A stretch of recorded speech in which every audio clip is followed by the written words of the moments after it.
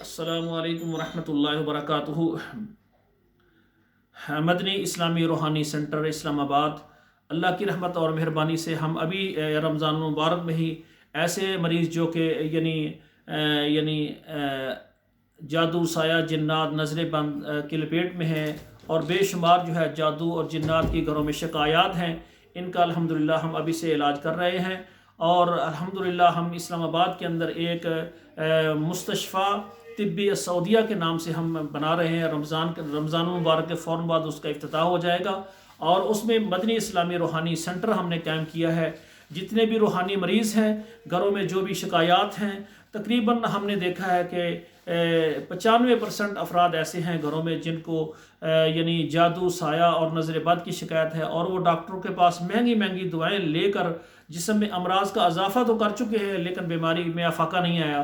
आप पहले अपना कुरान से कलाम इलाही से अपना रूहानी इलाज कराएं इंशाल्लाह और फिर तिब्ब नबवी से इंशाल्लाह ताला आपका इलाज किया जाएगा। खुसूसन बे औलाद ख़वातीन व हज़रात, उनके लिए हम इंशाल्लाह ताला हमारा ख़ास इलाज है।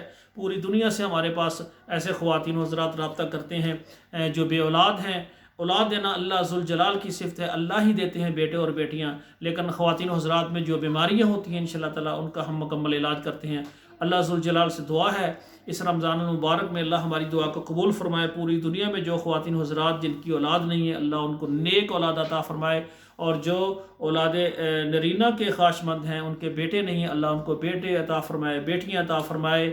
ये बेटे और बेटियाँ अल्लाह ज़ुल जलाल देते हैं, लेकिन किसी बीमारी की वजह से यानी ये अगर औलाद नहीं हो रही या हमल होता ही नहीं है या हमल होता है तो ज़ाया हो जाता है या बच्चा पैदा होकर चंद महीनों के अंदर सूखा मसान भरकर मर जाता है, फौत हो जाता है, तो ये बीमारियाँ जो हैं ना कुछ जिस्मानी कुछ रूहानी होती हैं।